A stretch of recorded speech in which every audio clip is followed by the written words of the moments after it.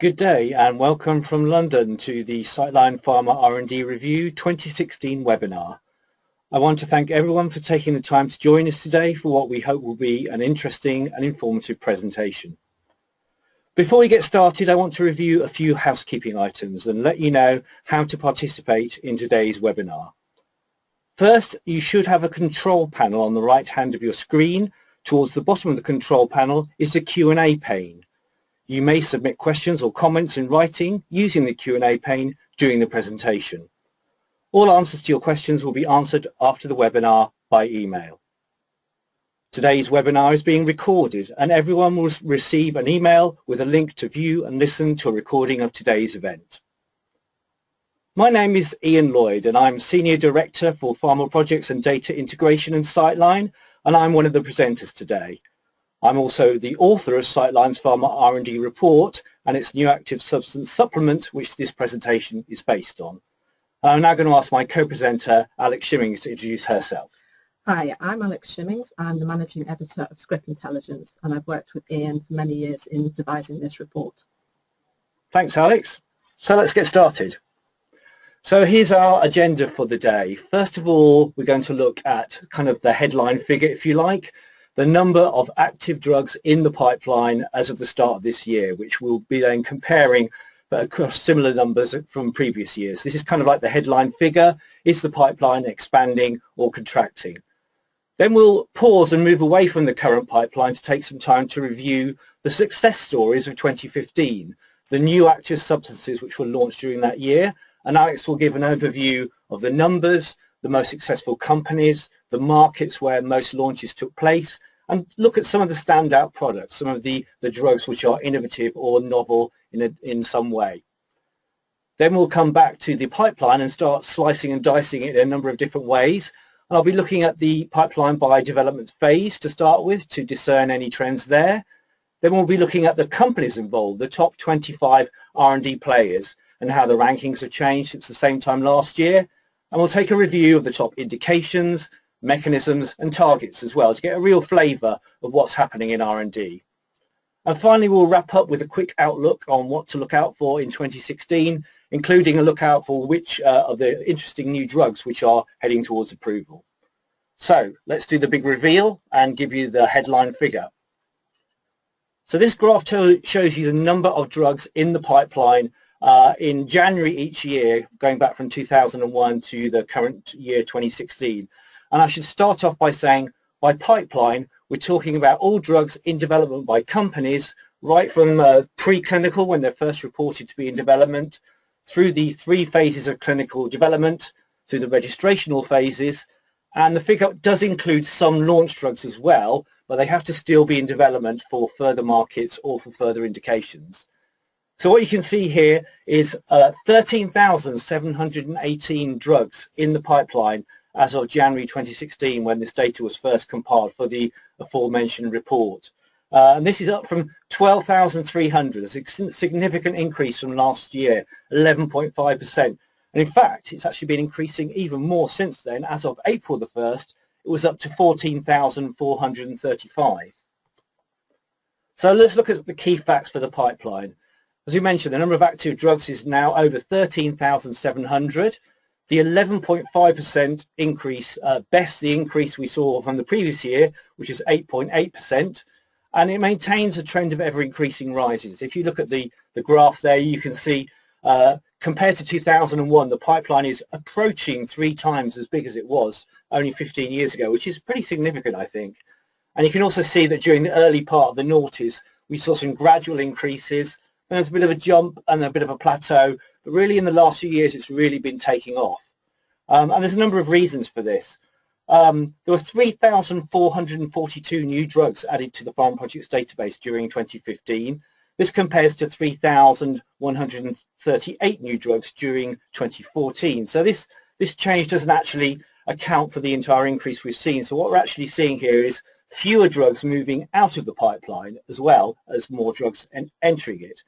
And this is due to a couple of things. So fewer discontinuations reported in the industry, but also on the editorial side, we've been a little more generous in keeping drugs in early development stages in the pipeline before we decide to move them out because of lack of evidence of continuing development. So there is some contribution to this increase from changes in editorial practices, but it's not really significant. The greater part of this expansion is due to genuine increases in the number of drugs in the pipeline.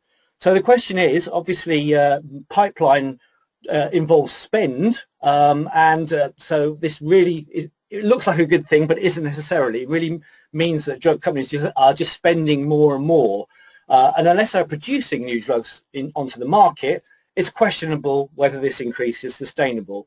Which leads us on into the review of the success stories of 2015, which Alex will cover. Okay. Thanks, Ian. So in this section, we're going to look at how many novel drugs were launched last year, which companies launched the most drugs, and which were the most popular therapy areas and markets. Then we're going to take an in-depth look at those NASs launched in 2015 that have mechanisms of actions that we've not seen before in drug development, plus a few other of the more interesting drugs that have reached the market in the same year. Now, as you can see, this chart shows the number of new active substance launches by year since 2000. And just to be clear, by new active substances, we're excluding all new formulations or combinations. These are novel drugs that have reached the market for the first time. And as you can see on the right, there were 46 new active substance launches in 2015, and that was a sharp fall from the year before. But what this chart's also making clear is that 2015 wasn't a bad year by any stretch of the imagination. In fact, it was one of the best on record. And if we go back into the 1990s, generally we saw new active substance launches tallies in the 40s. But then in the early part of this century, there's a pronounced dip. But this has been followed in recent years by much stronger performances. But 2014 was an unusual year. There were several reasons for this that we could think of.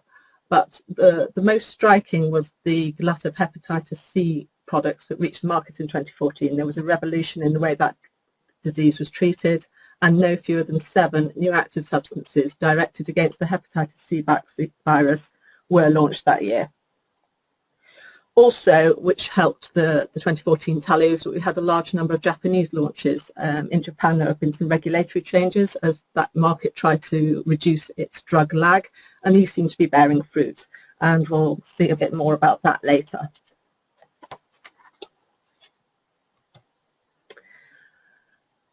So another positive takeaway from 2015 was that 14, or just less than a third, of the 46 NASs launched were first-in-class products. This was up numerically and proportionally on 2014.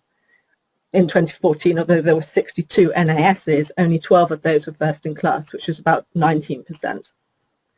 What was also striking was that more than half of the NASs were products with orphan status, and 39% were biologicals. And again, we're going to take a close look at that later.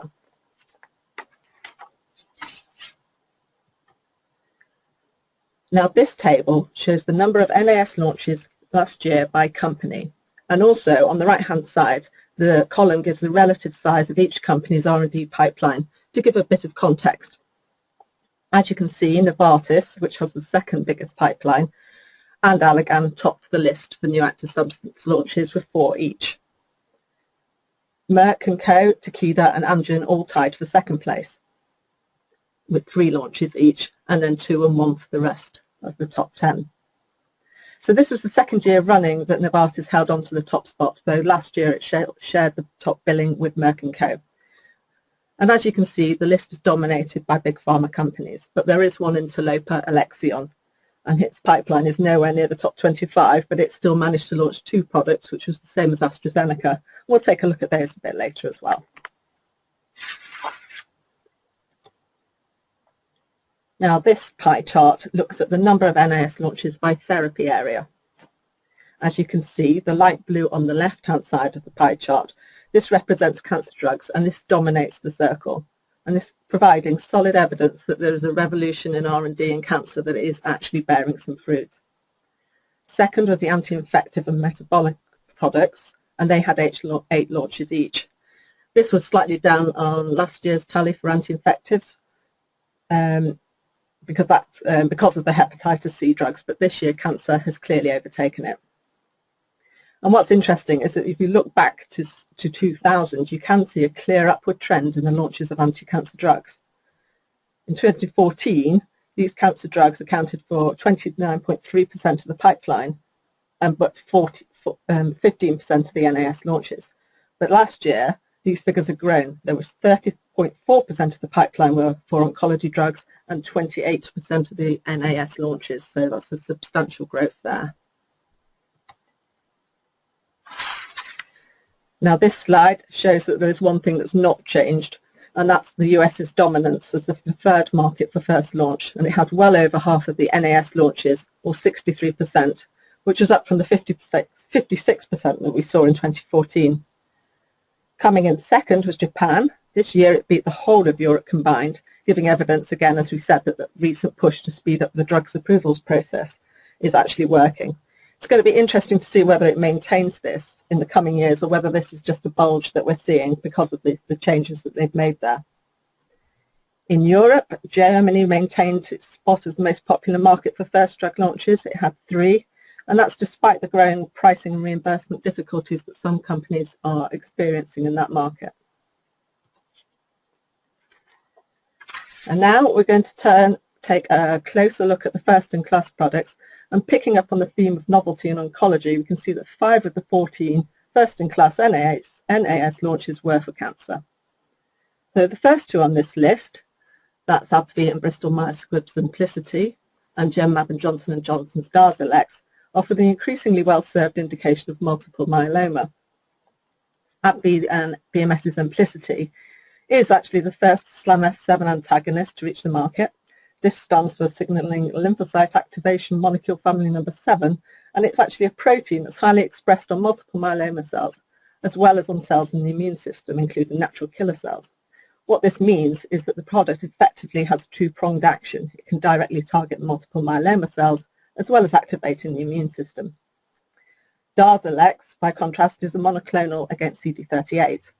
This product just pipped its rival to the US market, but both actually received accelerated reviews in the US and in the EU. But what's interesting is that Simplicity's label at the moment is a little bit better. It allows its use earlier in the treatment paradigm at second line, which should give it a competitive advantage in the short term at least. Moving on to United Therapeutics Unituxin. This is for a rare childhood tumour, and as a result of its approval, the company received one of the coveted paediatric disease priority review vouchers, which is only the second one to be awarded by the FDA. Luckily for it, a few months later, it sold the voucher to AbbVie for a cool $350 million. And that was loads more than BioMarin got for its first voucher, which it sold to Sanofi and Regeneron last year for $67.5 million. So that's quite an increase over the years. Well, over the year. Now, the final 2 first-in-class anti-cancers were both small molecule multi-targeted inhibitors that hit new kinases. So we have Eisai's Lenvima for metastatic thyroid cancer, which is thought to be the first TKI to hit simultaneously both the fibroblast growth factor receptors 2 and 4, as well as VEGF receptors 1 to 3, among others. Pfizer and Amgen's Ibrance. This one selectively inhibits cyclin-dependent kinases 4 and 6 to regain cell cycle control and block the tumour proliferation. It was approved 2 months ahead of schedule for first-line use in metastatic disease after the FDA decided it didn't even need to have an ODAC committee meeting. The product has also shown some great new data in the new breast cancer population, and a big study was stopped early after it hit the primary endpoint early, which means that it should have a nice big market to come in the future. And also an honourable mention, it's not strictly a new mechanism of action, but Amgen's Inlygic deserves a mention because it's the first oncolytic virus therapy for recurrent melanoma. The product's actually a genetically modified herpes simplex virus. It gets injected into the tumour where it replicates to produce granulocyte macrophage colony stimulating factor. What this does is it results in cell lysis and it releases lots of tumour-derived antigens for the immune system, as well as producing local GM-CSF to promote the immune response to the therapy. So moving on to other therapeutic areas, 2015 was a really good year for cardiovasculars. And the news this year was dominated by the two hypolipemics, the PCSK9 inhibitors. That's Regeneron and Sanofi's Praluent and Amgen's Repatha. Now, these two had a real race to market, but Praluent just beat its rival, thanks largely to the priority review voucher that the two companies bought from BioMarin. And now the rivalry between them, this has moved from the regulators to the payers, and the two products are battling it out in the US health insurance system as well as in the courts, and Amgen recently won a patent lawsuit there.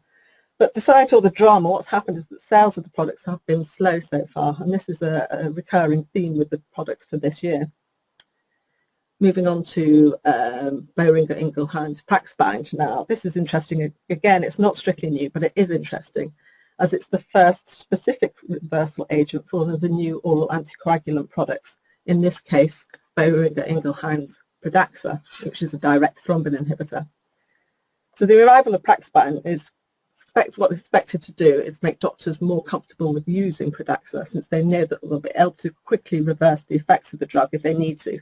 Say if the product develops, the patient develops a bleed or needs surgery. And this should help boost the sales of Pradaxa, which have been a little bit disappointing.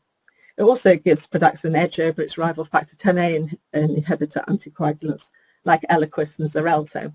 These don't yet have a reversal agent, although Portola Pharmaceuticals is developing a universal agent for all of these drugs, and that product's now waiting approval, which should come later this year. Finally, in the cardiovascular section, we've got Novartis's angiotensin receptor neprilysin inhibitor, which became the first new agent for heart failure in 20 years. But again, despite strong data and a clear medical need, this product's also fallen victim to payers' reluctance to actually part with money, and once again, its early sales have been disappointing. So it seems the theme developing is that pricing and reimbursement struggles that are common in Europe have definitely crossed the Atlantic. So we're going to move on to the best of the rest now. We have in respiratory, GSK launched Nucala, which is for severe eosinophilic asthma. And this product is an interleukin-5 antagonist. Luckily, it got a broader label than was recommended by its advisory panel, which is going to stand it in good stead for competitors coming up. Now, the severe eosinophilic asthma population, it only affects 3% of asthmatics in the US, but actually accounts for half of all the direct healthcare costs for the disease. In severe disease, these white blood cells, they accumulate in the lungs, and the process is mediated by IL-5. The next two products we can see are Alexion's two enzyme replacement therapies. Both of these are for rare indications. We've got Strensiq for pediatric hyperphosphatasia and Kanuma for lysosomal acid lipase deficiency. Again, just repeating again that these sales of both of these products have got off to a slow start. And finally, we have the long-awaited launch of flibanserin for female sexual desire disorder by Sprout, which was then quickly sold to Valiant afterwards. So Sprout may have succeeded where Boehringer Ingelheim failed and got the product actually to the market, but it still has the side effect limitations and lack of marketing. And again, it's not been the success, the new female Viagra that some had hoped. So overall, I think we can see a pattern that novelty and orphan status are no guarantee of healthy sales, at least in the short term after launch. And now I'm going to hand back to Ian, who's going to dissect the pipeline. Thanks, Alex. So yes, so moving away from the success stories of last year, so good to see it was a good year, so that justifies the expansion in the pipeline. But where is this expansion exactly taking place? We're going to dissect the pipeline in a number of different ways now. First by development stage or phase, then we'll be looking at the top companies by pipeline size, and then we'll be looking at the therapy areas, and finally mechanisms of action and target. So here we've broken down those 13,700 odd drugs into the most advanced stage of development which they're currently in. So you can see the gold bars represent the 2016 figure and the purple blue bar the 2015 figure. So I think the first thing that's easy to spot is really there were increases really across all of the different phases. The largest increase was at the preclinical stage, which is what you would expect both from increased and better detection by our editors and analysts, and also that's probably where the effect of the editorial changes, which I mentioned earlier on, are most felt. So that's not really surprising. But I think where it's really interesting to look at is the clinical stages. So let's take a look at this in a little bit more detail. So on this graph, we're looking back a little bit further into the past. So looking at the numbers of drugs at each clinical stage, right the way from 2007 towards the left of each set of bars up to 2016 towards the right. So what you can see here is, again, there have been increases really pretty much every year across all phases, but there are variations in that. So from 2015 to 2016, we saw an additional 190 drugs in phase 1, an increase of 11.4%. An increase of 110 drugs in phase 2. That was only at 5.1%, so the rate slowed there. But the really interesting and I think encouraging thing is, if you look at the phase 3 figure, this increase by 146 actually represents an 18.1% increase in the number of drugs at phase 3, which obviously is the most advanced stage, so these are the drugs which are closest to market. And also, if you look back to those the earliest bars on that graph, you'll see expansion was pretty moribund in the mid noughties and late noughties. So the fact that the figures in the last few years have really started to increase is, again, another really encouraging sign. Let's look at the pipeline by the top companies here then. So this is the top 10, and they're arranged by the number of drugs which they're reporting in their pipeline as of 2016. You can see there's not been much change in the personnel in the top 10, and not at the top either. So GlaxoSmithKline just hangs on to its crown with the most number of drugs in the pipeline at 242, slightly down from 258 in the previous year. And the column on the right hand side tells you how many of these drugs were actually originated by each company as opposed to them being licensed in. So GlaxoSmithKline originated 144 of the 242 drugs in its pipeline. Novartis stays at number 2, only just, nearly beat GlaxoSmithKline, and it had a slightly smaller decrease. So there's obviously a bit of jockeying for position going on there. AstraZeneca and Johnson & Johnson and Merck & Co. all shuffled up at the expense of Roche, which had a bit of a fall. Now, at this point, until today, I was going to talk about the fact that when Pfizer and Allergan complete their merger, they would zoom massively to the top of this chart, and they, in fact, would have had 336 drugs, putting them way ahead of anybody else. Obviously, there would have been some consolidation following. But, of course, as I'm sure most people have woken up to find out today, the merger is off today. So, Alex, this is obviously a breaking news story for Scrip, so I wonder if you could comment on that from a journalist perspective. Well, yeah, well, it's clearly quite embarrassing for Ian Reid. He and Brent Saunders have been spending the last few months on a roadshow trying to reassure both employees and investors that the deal was sound and it would be going ahead. And don't forget, this is the second failed mega deal for Ian Reid in the space of 2 years. So it's not looking great for him. But what will be interesting is to see what Pfizer's next move is going to be. It's likely that it's going to break it into separate growth and legacy business, because this was the plan that was put on hold while the Allergan deal was underway.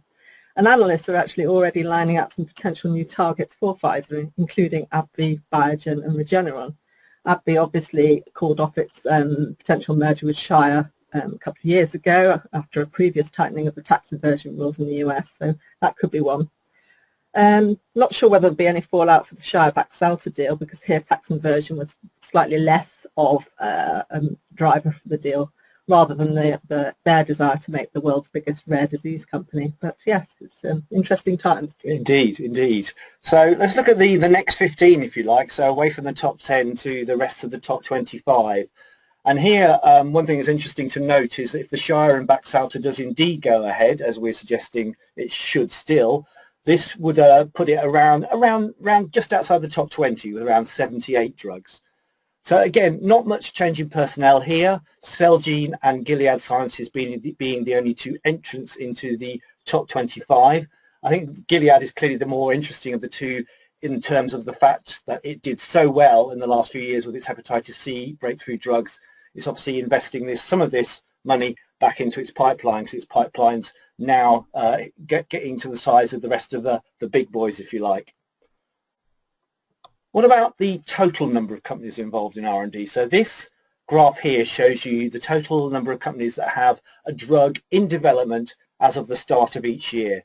And you can see again an increase. In fact, it's 3,687 companies with drugs at the start of this year, up from 3,286.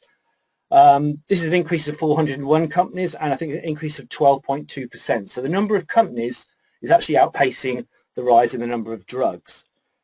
Bizarrely, there are exactly the same number of companies added to the Pharmaprojects database during 2015 as there were the previous year, 618. So the fact that the increase has gone up slightly, again, indicates that fewer companies have been moving out of R&D. One thing that's really interesting to look at is the fact that of these 3,687 companies, there's a whopping 2,084 which just have one or two drugs in development. So these are either the really small startups or the real niche companies, and that's a huge amount of the R&D landscape that's accounted for by these emerging companies. And clearly, a lot of these companies are never going to be able to bring a drug to market by themselves, so they're either probably going to license out their drugs to one of the big boys, or they may indeed be acquired, which is what we're seeing increasingly. And this percentage of the small companies again is increasing. And interestingly, it goes up by about 0.5% this year, which is exactly the same as the amount of the top 25 shrunk by. So the top 25 companies account for 0.5% smaller slice of the pie than they did this time last year. So it shows a slight sort of change in the R&D landscape away from big pharma, and we're seeing this increasing number of small startup companies, which really, to a certain extent, reflects the fact there's been a lot of venture capital finance out there in previous years.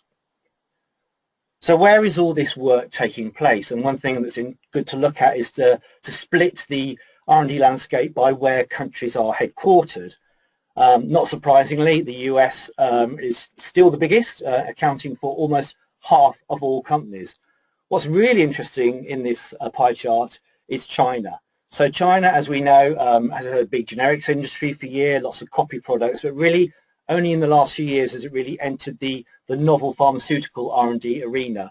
Last year it was the third biggest country in Asia by this measure, and this year we expected it to overtake South Korea to go to number 2. But in fact, it also overtook Japan to go to number 1. So in terms of the number of individual companies, not necessarily the number of drugs, but the number of companies headquartered in Asia, China is now the biggest. Let's move now to split the pipeline down by different therapeutic areas, so the broad therapy areas for which drugs are in development. And it's worth noting here that a single drug can be counted in more than one of these bars if it has indeed more than one activity. So it could be an anti-cancer drug, which also has a dermatological indication, for instance. So again, you can see that the therapeutic areas, there's been increases across the board. What's really interesting to note is how far cancer is ahead of some of the small areas at the top. 4,176 drugs have a cancer indication. So again, let's look at this in a little bit more detail.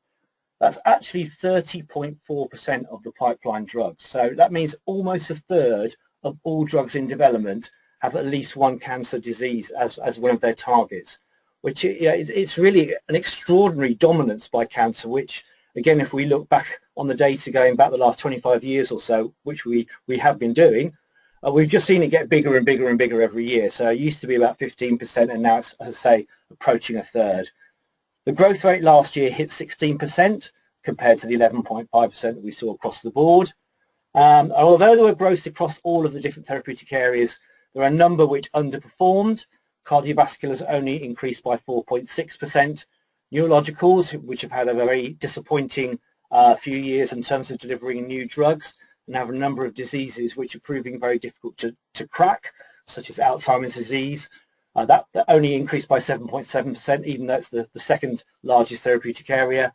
And anti-infectives only increased by 6.2%, despite the fact that this is an area where there's an increasing need for new drugs to come onto the market due to the emergence of multi-drug resistant bacteria and viruses. There were two areas which outperformed the average increase, though, and they were immunologicals up by 11.8% and sensory up by 13.5%. We can now zoom in a little bit more, so rather than looking at the broad therapeutic areas, we can look at the individual diseases which drugs are currently in development for. And we have a classification here which covers nearly 1,500 different individual diseases.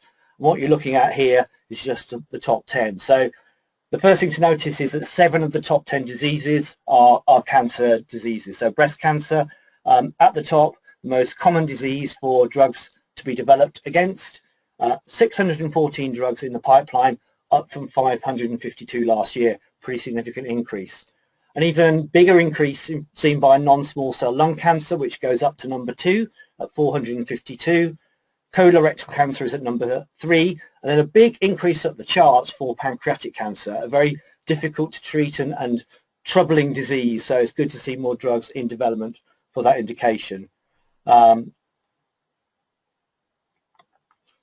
So what about the split of these drugs between small molecules and biologicals?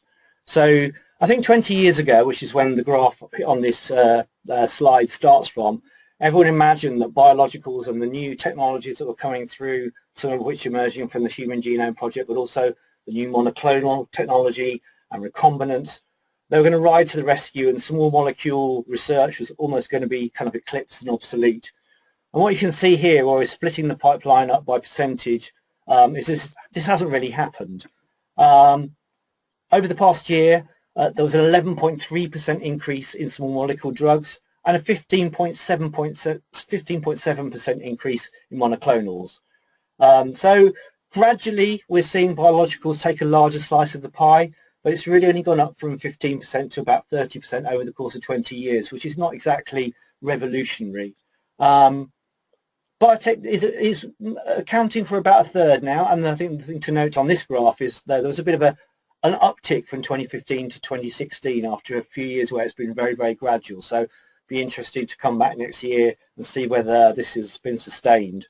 One area of increase you can't see from this graph, which is particularly interesting, is cellular therapies, which had an enormous 47.2% increase over the past year. So that's really a new coming technology which is exciting a lot of interest. So let's take another look a little bit more detail in the actual individual mechanisms of action and targets for which drugs are being developed against. Now, the way the mechanism of action pharmacology classification is structured on Pharmaprojects is it's hierarchical. So what this means is there are a number of broad categories at the top of the hierarchy and more specific ones as you go down the hierarchy. So it's probably not surprising that in the top 10 we see a number of really broad mechanisms of action. What tends to happen is that when drugs first come onto the database, and you'll have noticed earlier on that around half of the drugs in the active set are still at preclinical, there's not much information around, or in some cases their precise mechanism may not even have been ascertained. So this is what skews the data to give the more broad mechanisms of action the larger numbers. So the really, really broad non-specific term immunostimulant hangs on to the number 1 slot. What's interesting this year is about a year ago, in January 2015, we created a new broad category for anti-cancer immunotherapy. So this is the immuno-oncology drugs that everyone's getting really excited about. It accounts for about 40 different individual mechanisms of action, such as PD-1 inhibition, TIM3 inhibition, and a number of different CD antigen subtype antagonists.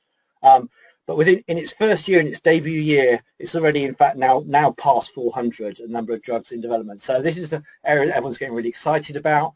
There are a couple of drugs on the market already, but there's certainly a huge amount of interest in this area. So we'll see how this pans out as things develop. Looking at individual targets now. So these are the individual proteins that drugs are actually targeting. So these are proteins coded by genes according to the NCBI database. I think what's interesting here is actually at number 1 here, there isn't a cancer target. It's the mu1 opioid receptor. This is a pain target. So you'll notice there are actually only 3 cancer targets in the top 10: tumor necrosis factor, B2, epidermal growth factor receptor. I know actually also the VEGF, TNF is not always a cancer one. So this really kind of gives you a flavour of the fact that there's actually a diverse range of targets available for cancer. A lot of science has been worked out for cancer in the last few years, so there is a broad range of different targets. This is why fewer cancer targets are showing up in the top 10. To give you some more information on mechanisms and targets, so anti-cancer immunotherapies I mentioned, a new class taking R&D by storm. Only 4 of the top 10 targets are against cancer, indicating target diversity in cancer. We have now 1,518 individual proteins being targeted by drugs. The vast majority of drugs are targeting a protein of some kind, whether it be an enzyme, a receptor, or another biological mechanism. Some drugs don't target proteins, but the vast majority do. So given that some estimates reckon there's around 50,000 potential druggable proteins in the human body, this would indicate that really we've only scratched the surface of drug R&D so far, which is obviously encouraging. It means there's a lot of work for everyone still to do, keep us all in jobs, I hope. The other interesting thing to note is how much this figure's gone up in the past year. It's gone up by 113 new targets, which were identified for the first time in 2015. And this is up from 77 identified in the previous year. So this is a good proxy for what we like to call the innovation index in the industry. We like to see a lot of new targets coming into R&D every year, and it's been very up and down actually in previous years, but so good to see again that 2015 was a good year by this metric. Another thing that's interesting to look at, which Alex alluded to earlier on, is the strategies which companies are using to get their drugs onto the market or to get the most biggest return from them. What you can see here is the blue test tubes indicating the number of drugs which received orphan drug status during each calendar year, and the gold test tube showing you the number of drugs which were granted one of the different expedited review statuses which are available to get drugs onto the market more quickly. I should point out the 2013 figures are not complete here, as we only started recording this figure halfway through 2013. But I think the thing to notice straight away is there's a big increase in the number of orphan drug statuses being granted, and also in the use of expedited review status. Now, the FDA reported actually there were fewer drugs using expedited review status in 2015, so this would indicate this is really a growth area outside of the US, particularly in the EU. So that really concludes our look at the pipeline for 2016. What to look out for in the remainder of the year? Well, we've certainly seen another record rise in pipeline size, which included an increase across all phases and therapeutic areas, and cancer strengthening its lead. So can these trends continue is the big question. Can the pipeline continue to go up by ever increasingly larger percentages year on year when the number of new active substances is sort of possibly going up a little bit, but not hugely? And really, can we be putting all our eggs in the cancer basket, if you like, increasingly, which is what's happening? Will these trends continue? We'll have to come back next year to find out. But before we leave, let's take a look at the outlook for new active substances in 2016. And for that, I'm going to hand back to Alex. Thanks, Ian. So this is just a quick recap of what we've said. The number of new active substance launches dropped last year, but the level what was seen was in keeping with other previous years, apart from 2014's stellar anomaly. Also, orphans and oncology NASs are increasing too. And what else we've seen is that the big problem of reimbursement is it's rearing its head in the US now, not just in Europe, and this is definitely a trend that we should expect to see continue. What else? Looking forward to 2016, overall, it does, from a first glance, look like it might be rather less exciting than 2015 in terms of novelty, at least, and I'm going to take a closer look at that now. So, looking at the NAS launches that could be expected this year, going by the PDUFA dates of major drugs that are due to be approved this year, and the early signs are that it's not been good. It's not been a great start to the year at all. So far there have been disappointments with several key novel products, and most notably for Duchenne muscular dystrophy, which, as you know, is a rare genetic disorder, and there are several drugs trying to target that now, and all 3 of them are experiencing setbacks. Most notably, we have BioMarin's Kindryza, which was rejected by the FDA in January. It previously had a really rough ride at its panel meeting in November. And meanwhile, Sarepta's eteplirsen has had its PDUFA date pushed back by a few months. The other potential treatment is Translarna from PTC Therapeutics, and this got hit with a refusal to file letter, which added to the general gloom surrounding this area. So it seems that the prizes are still there to be won in Duchenne muscular dystrophy. Another thing added to the gloom was that CTI and Bexalta have had to withdraw their NDA for their potential myelofibrosis treatment for pacritinib. This was when what happened was that more deaths were seen in patients in a phase 3 study who were receiving the JAK2 FTL3 inhibitor than were seen in the control arm, which led to the study being put on hold and then being dropped. And yes, so basically they've gone back to the drawing board with that one. More cheerfully, however, we have had a few approvals this year. We've had Lilly's Taltz and Teva's Sanclair, which have been approved this year already. But what's notable about these is that both Me Too products. Taltz is an IL-17A inhibitor, and that's going to have to compete in psoriasis and other inflammatory conditions with Novartis's Cosentyx, which has had a very promising start. And Teva's anti-IL-5 product, Sanclair, this is the one that's going to be chasing GSK's Nucala for the severe asthma indication that I was talking about earlier. And the problem is for Teva is that this product's been approved, but it's got a narrower label than the GSK product, and is only able to be used in patients over 18 rather than adolescents as well. So not only is it second to the market, but it's also got a narrower label.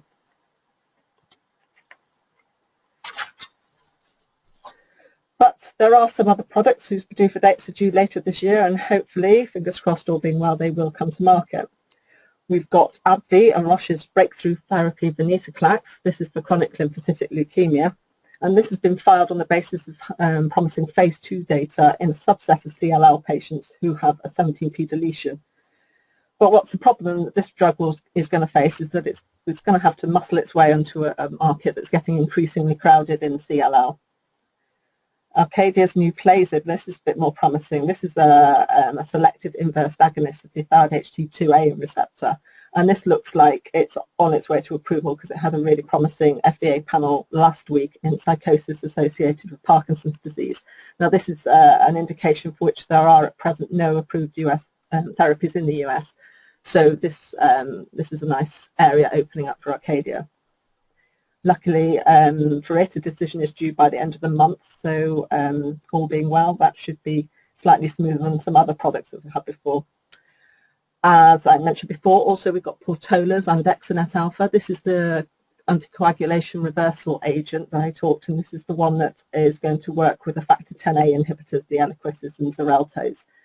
Portola's due to hear the fate of this in August, so Boehringer's had, a good head start on that, but it's definitely catching up. And finally, we're going to look at Sanofi and Regeneron, and they are hoping to hear about their rheumatoid arthritis product, Cerulumab, later in this year. This is an anti-IL-6 receptor inhibitor, but again, it's going to have to go up into a crowded market. It's going to go straight ahead, head-to-head with Roche's Actemra. And also, it's going to have competition from other anti-IL-6 agent that's in development, and that's Johnson & Johnson and GSK's Sirukumab. And also, complicating the whole field further is the fact that there are new biosimilar versions of the anti-TNF therapies that have come to market, which is changing the whole face of that therapeutic area.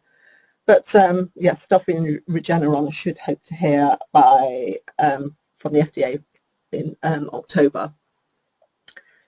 So I think overall it definitely does look like it's slightly, it's not as novel, it's not as an exciting year so far, but it is early days, so we'll see what happens.